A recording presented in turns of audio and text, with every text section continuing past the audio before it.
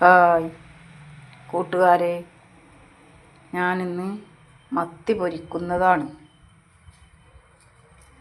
ആദ്യം പാത്രം ചൂടായി വരുമ്പോൾ എണ്ണ ഒഴിക്കുക.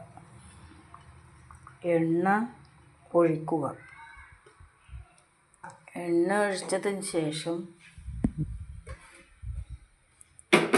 മത്തി, ഉപ്പ്, മുളക്, മഞ്ഞൾ, കറിവേപ്പില, വെളുത്തുള്ളി ഇവയെല്ലാം ചേർത്ത് പുരട്ടി വച്ചിട്ടുണ്ട്. അത് ഓരോന്നായി വെക്കുക. ചൂടായി വരുമ്പോൾ ഓരോന്നായി അടുപ്പത്ത് വെക്കുക. മത്തി പൊരിക്കുന്നത് അറിയാത്തവരുണ്ട്, അറിയുന്നവരുണ്ട്. അറിയാത്തവർക്ക് വേണ്ടിയാണ് ഈ മത്തി പൊരിക്കുന്നത്.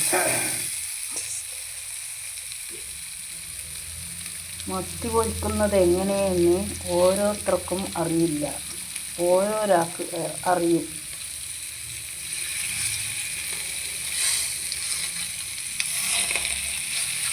ഇതാണ്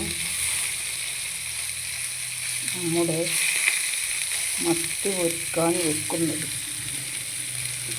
നല്ലവണ്ണം പൊരിഞ്ഞു വരണം. മത്തി നല്ലവണ്ണം പൊരിഞ്ഞു വരണം. കുറച്ച് കഴിയുമ്പോൾ ഇത് അടിമറിക്കുക. അടിമറിച്ചതിന് ശേഷം